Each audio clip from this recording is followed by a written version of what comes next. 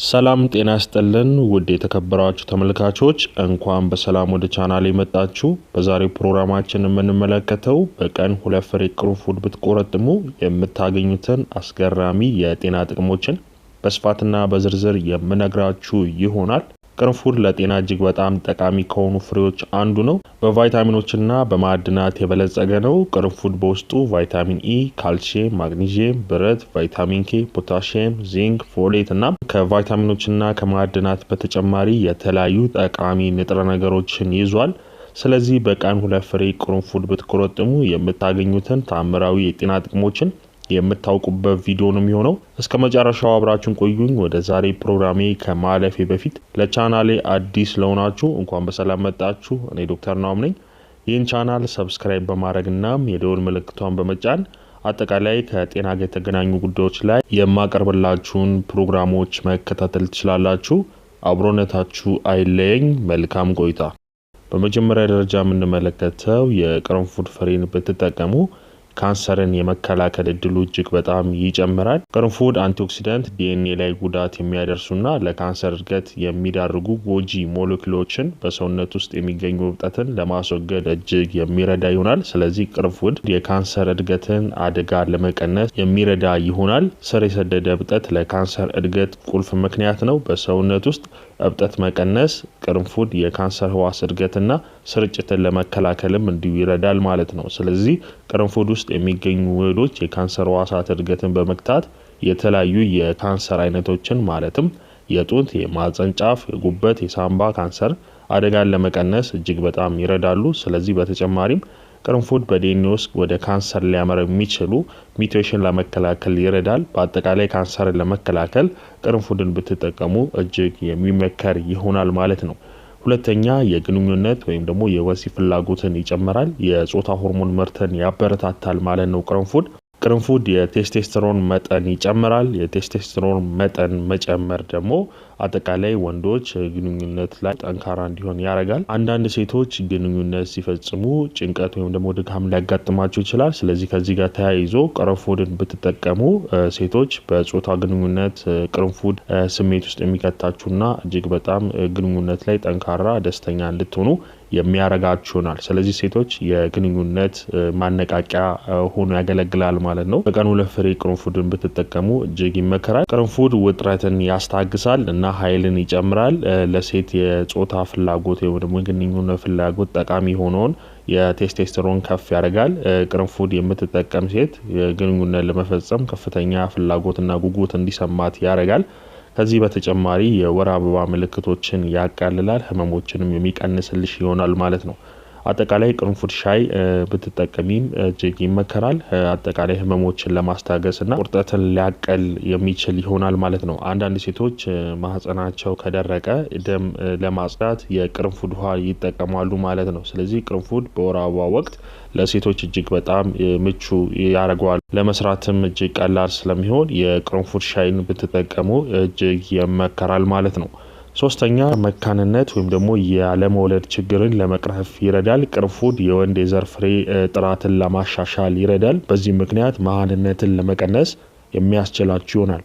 ነገር ግን በአንዳንድ ክሊኒካዊ ጥናቶች ቅርንፉድ ለወንዶችም ለሴቶችም አጠቃላይ የመራቢያ ማበልጸጊያ ናቸው ማለት ነው። ስለዚህ የወንድና የሴት መሃንነትን በማከም እጅግ ይታወቃል። መሃንነትን ወይም ደግሞ አለመውለድን ለማከም እናም ደግሞ እርግዝናን ለማሻሻል ወይም ደግሞ ለማርገዝ የምትፈልጉ ከሆነ የቅርንፉድ ሻይን ብትጠቀሙ የሚመከር ይሆናል።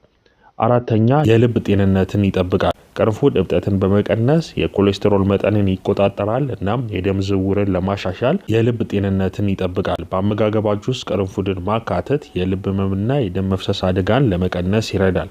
ቅርንፉድ በጸረ አንቲኦክሲዳንት የበለጸገ ሲሆን ይህም በሰውነት ውስጥ ያለውን እብጠትን ለማጥፋት ይረዳል። አጠቃላይ እብጠት በልብ ውስጥ ያሉ ጨምሮ በሴሎችና በቲሾዎች ላይ ጉዳት ሊያደርስ ይችላል ማለት ነው። ይህም እብጠት ወደ ኦክሳይድ ውጥረት ያመራል ማለት ነው። ስለዚህ ቅርንፉድ በመቆርጠም ብቻ የልባችሁን ጤንነት ለመጠበቅ እጅግ ያስችላቸዋል። ቅርንፉድ ከዚህ ጋር ተያይዞ ጸረ ብግነት ባህሪ ያለው ሲሆን በሰውነት ውስጥ ያሉ እብጠቶችን ለመቀነስ እና የደም ቧንቧዎችና የልብ ህብረ ህዋስን ይረዳል ማለት ነው። ቅርንፉድ የደም ስሮችን ለማስፋትም ይረዳል። ይህም የደም ዝውውርና ወደ ልብና ወደ ሌሎች አስፈላጊ አካል ክፍሎችን ጨምሮ በሰውነት ውስጥ ያሉ የደም ዝውውርን ለማሻሻል ይረዳል። የተሻለ ደግሞ የደም ዝውውር የደም መርጋትን ይቀንሳል፣ የደም ግፊትንም እንደዛው የሚቀንስ ይሆናል። ቅርንፉድ በደም ውስጥ ያለውን ኮሌስትሮል መጠን በተለይም ደግሞ ኤልዲኤል የሚባለውን መጥፎ ኮሌስትሮል ለመቀነስ ይረዳል ማለት ነው። ከፍተኛ ኮሌስትሮል መጠን ማለት ለልብ ህመም ተጋላጭነት ያለው ሲሆን ይህም ደግሞ በደም ወሳጅ ቧንቧ ውስጥ የፕላክ ክምችት እንዲፈጠርና የመርጋትና የልብ ድካም አደጋን ይጨምራል። ስለዚህ በቀን 2 ፍሬ ብቻ ቅርንፉድ ብትቆረጥሙ የኮሌስትሮል መጠን በመቀነስ ለልብ ጤና እጅግ በጣም ብዙ ጥቅም የሚሰጣችሁ ይሆናል። አምስተኛ ለሳምባ ጤና እጅግ በጣም ይረዳል። ቅርንፉድ በዋነኝነት ጸረ ብግነት ባህሪ ያለው ይህም ደግሞ እንደ ብሮንካይተስ እና ሌሎች ተላላፊ የሳምባ በሽታዎችን በመከላከል በመተንፈሻ ቱቦ ውስጥ ያለውን እብጠት ለመቀነስ ይረዳል። ስለዚህ ቅርንፉድ የሳምባ ህብረ ህዋስና እብጠቶችን ለመቀነስ እጅግ የሚረዳ ይሆናል። ይህም በተለይ ለከፍተኛ አየር ብክለት ለተጋለጡ ግለሰቦች በጣም አስፈላጊ ይሆናል ማለት ነው። ቅርንፉድ በባክቴሪያና በቫይረስ የሚመጡ የመተንፈሻ አካል የሚጎዱ በሽታዎችን ለመዋጋት እጅግ ይረዳል። ቅርንፉድ የሳምባ ጤናና ኢንፌክሽን አደጋም እንደዚሁ የሚቀንስ ይሆናል ማለት ነው። ቅርንፉድ የአስም ጥቃቶችን ወይም ደግሞ ድግግሞሽን በመቀነስ የአስም ምልክቶችን ለመቀነስ ይረዳል። የመተንፈሻ ቱቦን ለመክፈትና እብጠትን ለመቀነስም እንደዚሁ የሚረዳ ይሆናል ማለት ነው። ስለዚህ በአስም የሚሰቃዩ ሰዎች ለመተንፈስ ቀላል ያደርግላቸዋል። ቅርንፉድ አዘውትሮ መጠቀም ጤናማ የሳምባ ተግባርን በመጠበቅ ስር የሰደደ እብጠትን በመከላከል የመተንፈሻ አካላችሁን ጤንነት ለመጠበቅ የሚረዳችሁ ይሆናል። ስድስተኛ የጉበት ጤናን እጅግ ይጠብቃል። ቅርንፉድ እንደ ጋሊክ አሲድ ያሉ ጸረ ብግነት ባህሪ ያላቸው ውህዶች አሉት። ስለዚህ እነዚህ ውህዶች አጠቃላይ ጤንነትና ተግባሩ ለመጠበቅ የሚያስፈልጉ ይሆናል ማለት ነው። በጉበት ላይ ያለውን እብጠት ለመቀነስም ይረዳል ማለት ነው። ቅርንፉድ እንደ ፍላቮኖይድ እና ፍሎኖሊክ ውህዶች ባሉ አንቲኦክሲዳንት የበለጸገ በመሆኑ ጉበት ከኦክሳይዱ እጥረትና ጉዳት ለመከላከል ያስችላል። እንደ ጉበት መወፈር በሽታ ላለባቸው ወይም ደግሞ ከመጠን በላይ አልኮል በመጠጣት ጉበታቸው ላይ ጉዳት ላጋጠማቸው ግለሰቦች እጅግ በጣም አስፈላጊ ያደርገዋል። አጠቃላይ ጉበት ጎጂ የሆኑ መርዛማ ንጥረ ነገሮችና ኬሚካሎችን የማስወገድ ስራ ነው የሚሰራው። ስለዚህ ቅርንፉድ ደግሞ እነዚህን መርዛማ ነገሮችን ለማስወገድ በመርዳት ጉበት መርዛማ ነገሮችን ለማስወገድ የሚያደርገውን ጥረት ይደግፋል ማለት ነው። ይህም የጉበት ጤናን በአግባቡ እንዲሰራና ቅርንፉድ ተፈጥሯዊ ጸረ ተዋሲያን ባህሪ ስላለው የጉበት ኢንፌክሽንን ለመከላከልና ከሌሎች ጎጂ ኬሚካሎችም ለመጠበቅ ይረዳዋል ማለት ነው። ስለዚህ ቅርንፉድን ብትጠቀሙ በጉበት ውስጥ ያለውን የደም ዝውውር ለማሻሻል ይረዳቸዋል። ይህም ንጥረ ነገር ምግቦችን ለማጓጓዝና ቆሻሻን ለማስወገድ ይረዳል ማለት ነው። ስለዚህ የደም ዝውውርን በማሻሻል የጉበታችሁን ጤንነት መጠበቅ ትችላላችሁ ማለት ነው። ሰባተኛ የአጥንት ጥንካሬን የሚጨምርላችሁ ይሆናል። ቅርንፉድ ለአጥንት ጤና እጅግ በጣም አስፈላጊ የሆነውን ማንጋኔዝ ምንጭ ነው። ስለዚህ ማንጋኔዝ ደግሞ በአጥንት ህብረ ህዋስ አፈጣጠር ውስጥ እጅግ ወሳኝ ሚና ይጫወታል። የአጥንት ጥንካሬን ለማሻሻል እጅግ የሚረዳችሁ ይሆናል ማለት ነው። ስለዚህ የካልሲየምና ማግኒዚየምን ይዟል። ስለዚህ ሁለቱ የአጥንት ጥንካሬ ለመጠበቅ እጅግ ወሳኝ ናቸው። ካልሲየም ጠንካራ አጥንትን ለመገንባት እጅግ በጣም ይረዳቸዋል። ቫይታሚን ኬን አጠቃላይ በውስጡ የያዘው ነው። ስለዚህ አጠቃላይ የአጥንት ጤናችሁን ለመጠበቅ ይሄም የሚያግዛችሁ ይሆናል።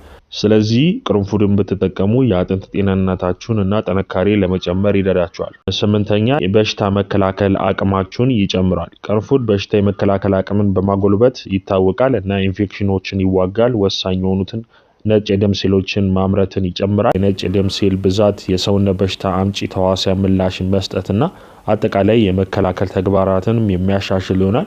አጠቃላይ እንደ ቫይታሚን ሲ፣ ቫይታሚን ያሉ ጠቃሚ ንጥረ ነገሮችን ምንጭ ሲሆን እነዚህ ሁሉ በሽታ የመከላከል ስርዓትን በመደገፍ ረገድ እጅግ ትልቅ ሚና ይጫወታሉ። በተለይም ደግሞ ቫይታሚን ሲ በሽታ የመከላከል አቅምን እጅግ የሚያሳድግ ይሆናል። ጎጂ ባክቴሪያዎችና ቫይረሶችን ለመዋጋት ይረዳል። አጠቃላይ በርካታ ባክቴሪያዎችና ኢንፌክሽኖችንም ለመከላከል ይረዳል። ይህም ቅርንፉድ ኢንፌክሽን ለመከላከል ጠቃሚ ተፈጥሯዊ መድኃኒት ያደርገዋል ማለት ነው። ስለዚህ በቀን 2 ፍሬ ብቻ ቅርንፉድ ብትጠቀሙ የበሽታ መከላከልና ጤናችሁን ለማሻሻል እጅግ በጣም ውጤታማ ያደርገዋል። በመጨረሻም ቅርንፉድ በፍጹም መጠቀም የሌለባቸውን ሰዎች እነግራችኋለሁ። በመጀመሪያ ነፍሰ ጡር ሴቶች ናቸው ወይም ደግሞ የሚያጠቡ ሴቶች ቅርንፉድን በአጠቃላይ በእርግዝናና በጡት ማጥባት ወቅት ደህንነቱ የተጠበቀ ስለማይሆን አጠቃላይ ቅርንፉድ ባትጠቀሙት እጅግ የሚመከር ይሆናል። ሌላው የጉበትና የኩላሊት ችግር ያለባችሁ ሰዎች ቅርንፉድን በከፍተኛ መጠን ለረጅም ጊዜ ጥቅም ላይ ሲውል ለእነዚህ አካላት መርዛማ ሊሆን ስለሚችል የጉበት ጉዳት ካለባችሁ፣ የኩላሊት ስራ ማቆም ካለባችሁ ቅርንፉድን ከመጠቀም መቆጠብ ይኖርባችኋል ማለት ነው።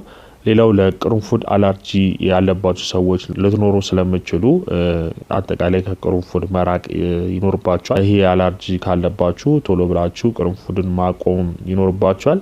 አለርጂ እንዳለባችሁ የምታውቁባቸው ምልክቶች አሉ። ከነዛም ውስጥ እንደ ቆዳ መቆጣት፣ ማሳከክ፣ ሽፍታ፣ እብጠትና ለመተንፈስ መቸገር፣ የአፍ ቁስለት ከታየ የአለርጂ ምላሾች ሊሆኑ ስለሚችሉ ቶሎ ብላችሁ ማቋረጥ ይኖርባችኋል። በተጨማሪም የስኳር በሽታ ያለባችሁ ሰዎች ቅርንፉድ በደም ውስጥ ያለውን ስኳር መጠን እንዲቀንስና በጣም እንዲወርድ ሊያደርግ ስለሚችል በተለይም ደግሞ የስኳር በሽታ መድኃኒቶችን እየወሰዳችሁ ከሆነ ቅርንፉድን ከመጠቀም መቆጠብ ይኖርባችኋል ማለት ነው።